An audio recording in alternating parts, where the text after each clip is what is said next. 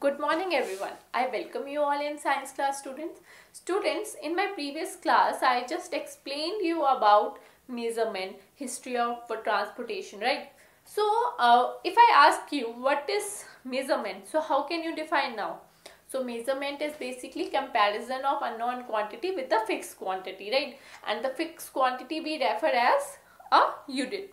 So let us suppose, like, if there is no particular unit, so how can you compare one quantity with the another quantity? It would be very troublesome. It would be very difficult for us to know the weight, the length of any material, right, of any object. So that is why we need to fix one unit, right? But let us suppose I am going to the market and I need to buy some rice, right? I know that I am going to measure that rice in kilograms, but the shopkeeper will measure it in a quintal, in tons, right? So what would happen? It would be problematic for me also to transfer convert the kilograms into quintal or into tons, right? So what we do, we fix the quantity that yes, whatever I am going to purchase or whatever the shopkeeper going to sell, he will going to sell it in kilograms. And if I want to purchase any groceries, then I also fixed my unit that I need to purchase it in kilograms, right? So the basic need of standardization of units. So this is just a daily example, daily example which I am correlating with this topic. But the thing is that, let us suppose any scientist had discovered, if the scientists will have discovered anything, what would happen then? In that case, what will happen?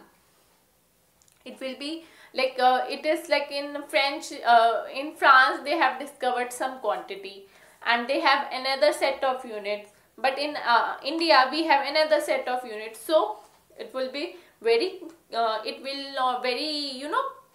confusion for us also. It will be very problematic for us also, right? So what we do, we standardize, we set the value of one or any particular unit. So the need for standardization to fix, right, to fix the unit. So the need of standardization, it make the thing uniform, right, and it will be convenient for each and everyone to convert one value to another value, right?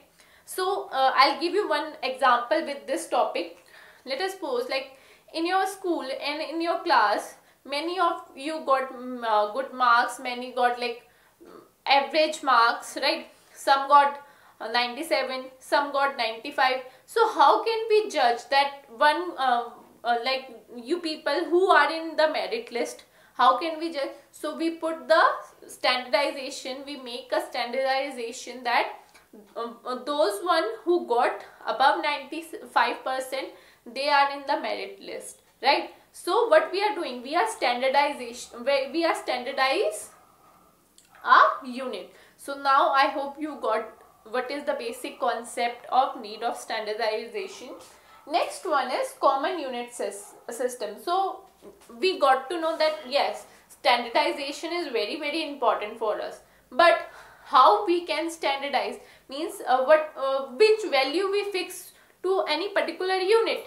So first one is the first system that fix the value of any particular unit devised by French Academy in 1790, and that system called metric system, and they calculate the length into centimeter, the quantity into gram, and time into second, and we call it CGS. Again, for betterment, again another system was devised, and that is called MKS in 1901. M stand for meter, K stand for kilogram, and S stand for second, right? And again they were facing some problem with that system, and then the scientists set one common unit that we call SI unit, what we call SI system, and it was devised by Journal Conference of Weight and Measure in 1960. So they fix 7 unit, they fix the value of 7 unit, that is mass, length, current, time, temperature, intensity and amount of substance, means quantity. So mass into kilogram, length into meter, sorry, mass into gram, length into meter, time into second, current into ampere, temperature into Kelvin, intensity means photon, and amount of substance, how like amount of substance also in grams, right? So next topic of in your book is multiples and sub-multiples of units. Multiples and sub-multiples. Multiples, basically multiples are the higher quantity of any unit, right? Let us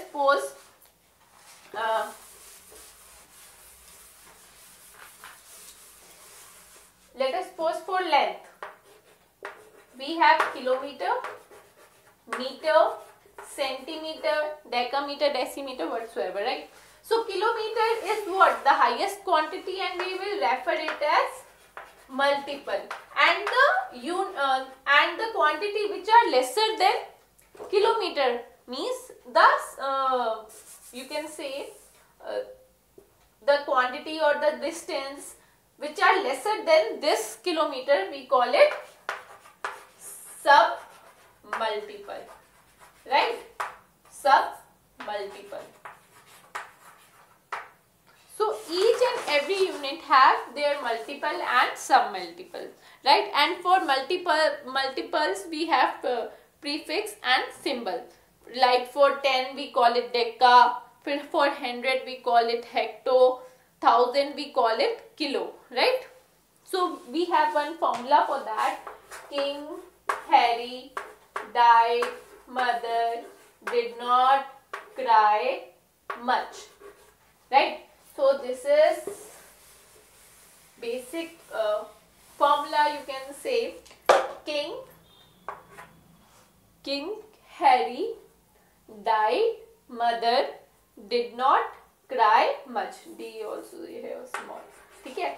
K stand for kilometer, H stand for hectometer, D stand for decameter, M stand for meter, D stand for decimeter, C stand for centimeter, and stand for millimeter. And for kilogram also, K stand for kilogram, H stand for hectogram, decagram, or either here we put instead of M we put G for gram, decigram, centigram, milligram, right?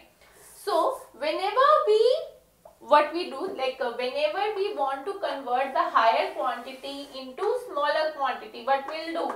We multiply. And if you go from smaller quantity to higher quantity, what we do? We divide, right?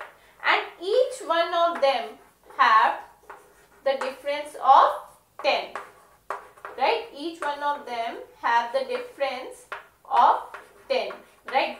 If I ask you 1 kilometer is equals to 1000 meter. See, 1 0 twice, 1 0 2 0 3 0, right? So it means 1 kilometer is 1000 meter, right? And if I want to express the meter into centimeters, so 1020, so it will be 100 centimeter. 1 meter is equals to 100 centimeter, and you can derive any one, like 1 kilometer into 1 millimeter, right? So this is it in this chapter. And next topic that is very, very important, and that one is motion, right? The name of this chapter itself, a motion and measurement. We understood the measurement part. Now it's turned to motion, right? So first of all, we need to understand what is motion. Motion is basically change of place with respect to second. Means if I am changing my place with respect to time, see I am walking, what I am doing, I am changing my place, my position get changed, so I am in motion, I am in motion, right? With respect to time, I am changing my place from one position to another position, and this is known as what? This is known as motion, right? So some objects do not move, they stand upright, or they remain stationary. So such kind of position of that object, we call it stationary, and or you can say that object is at rest, right? So this is it. Next in next class we are going to discuss more about motion, right? So I hope you have understood all the things which we have discussed so far. That's it for today now. Thank you and have a nice day ahead.